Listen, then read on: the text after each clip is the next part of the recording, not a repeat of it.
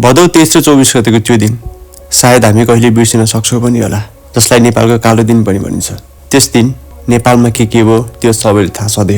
र त्यसपछि संसद विघटन भयो, जसले गर्दा फागुन 21 गते फेरि निर्वाचन हुने भनिएको छ।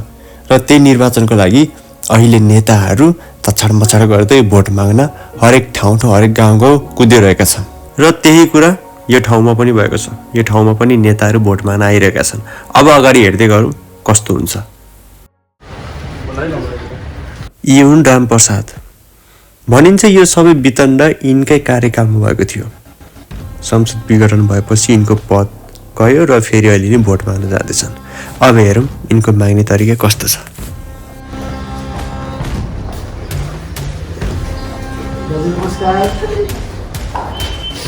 अब यो गाउँलाई चुनाव पनि आइसक्यो, यो गाउँलाई यहाँसम्म पुर्याएको बाटोघाटो जनबाट लिएर तपाईँको स्कुल कलेजसम्म सबै कुराहरू कसले बनायो भन्ने तपाईँलाई थाहा नै छ। त्यसैले अब यस चुनावमा पनि तपाईँले हामीलाई नै सपोर्ट गर्नुहुन्छ भन्ने आशाका साथ हामी चाहिँ यस भर्दैलो कार्यक्रममा तपाईँ घर आइपुगेका छौँ। हामी विश्वस्त छौँ तपाईँले हामीलाई सपोर्ट गर्नुहुन्छ भनेर। के छ तपाईँको केही राय सुझाव? म तपाईँले कुन आधारमा भोट दिनु? उहाँको पनि ठुलै पीडा छ। पहिला जुन सरकार भनेर लागि पर्नुभयो, पछि त्यही सरकार हुँदाखेरि र त्यही जनजी आन्दोलनमा उहाँको सानो छोरो मारियो। त्यस दिनको आन्दोलनमा मेरो छोरो पनि मर्यो, जुन तपाईँको सरकारमा। अनि आन्दोलनपछि तपाईँहरू भाग्नुभयो र त्यसपछि तपाईँहरू फर्केर आउँदा मेरो सरकार यो भएको छ र तपाईँले आफूले त्यो स्वीकार्नु पनि भएन। म तपाईँहरूले कुन आधारमा भोट दिनु र भन्नुहोस् आफै। म हजुरको पार्टीले भोट दिन सक्दिनँ, हजुर प्लिज जान सक्नुहुन्छ। नमस्कार।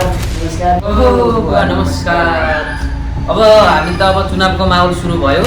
तपाईँको घर घरमा भोट माग्नको लागि आएका छौँ। अब यसपालि पनि भोट दिएर तपाईँहरूले जिताउनु पर्यो। तपाईँहरूलाई मैले चिनेकै छु। अब तपाईँहरूले मेरो पीडा बिर्सिरहेकै विषय मलाई थाहा छ होइन।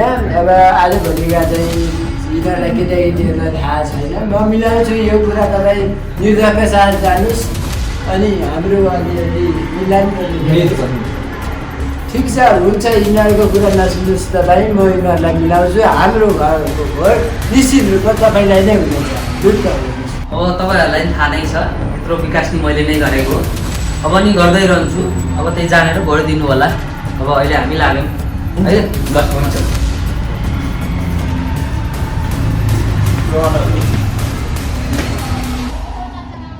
दाइ नमस्कार। यिनको नाम हो प्रदीप। अहिले स्वतन्त्रबाट उम्मेदवारी उठेका छन्। अब यिनको सोच छ कि बुवा खाडाले केही गर्न सकेनन्, अब हामी युवाहरू नै मिलेर देश अगाडि बढाउने, देशमा केही परिवर्तन ल्याउने। अब हेरौँ यिनको पनि के छ कुरा। ठिकै आरामै हुनुहुन्छ होला।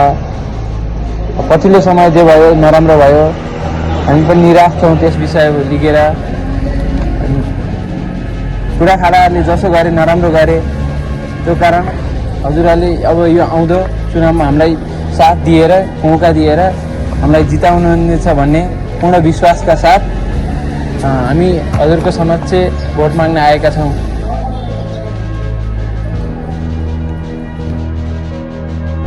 कुरा खाडाहरूले जसो गरे नराम्रो गरे, त्यो कारण हजुरहरूले अब यो आउँदो चुनावमा हामीलाई साथ दिएर मौका दिएर हामीलाई जिताउनुहुनेछ भन्ने पूर्ण विश्वासका साथ हामी हजुरको समक्ष भोट माग्न आएका छौँ।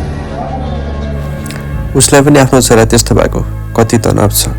बिचरा भोट माग्न आएका मान्छेहरू जान्छु पनि भन्न सकेनन्।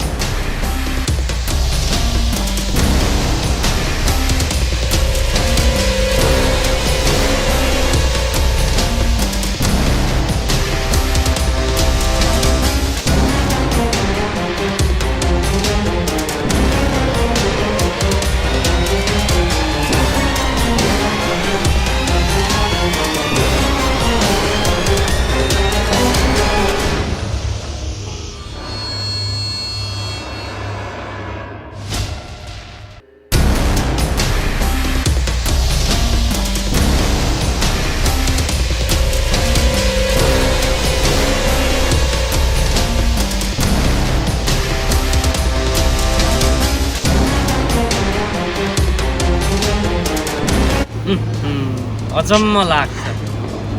यो क्षेत्रबाट मैले 5 चटक जितिसकेँ। अस्ति भर्खरका बालक उम्रिँदै पिनपात मसँग जोरी खोज्न किन आएको? त्यो त समयले देखाउँछ रामप्रसादज्यू, जनता धेरै शिक्षित भइसके।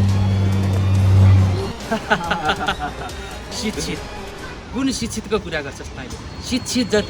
शिक्षित युवा जति बाहिर गइसक्यो, मैले पठाइसकेँ। यहाँ भनेको अब गाउँमा भनेको बुढाबुढी छ, त्यो सबै मेरो इलाका हो। त्यसैले त भनेको मान्छस् भनी त निस्किजा, मसँग जोरी नखोज। आरपीजी, मलाई आजभोलि कुकुर बोकेको पटक्कै मन पर्दैन।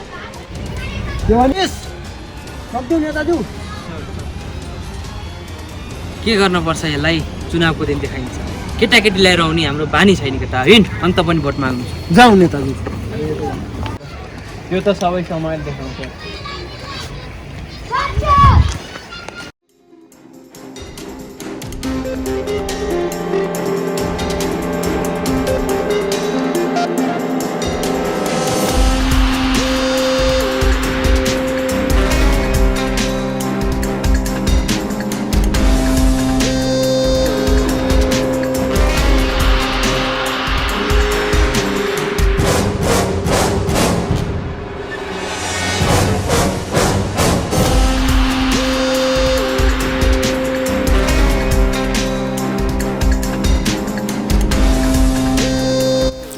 चुनाव पछिको नतिजा अचम्मित भयो, किनभने भिडियो आफै हेर्नुहोस्।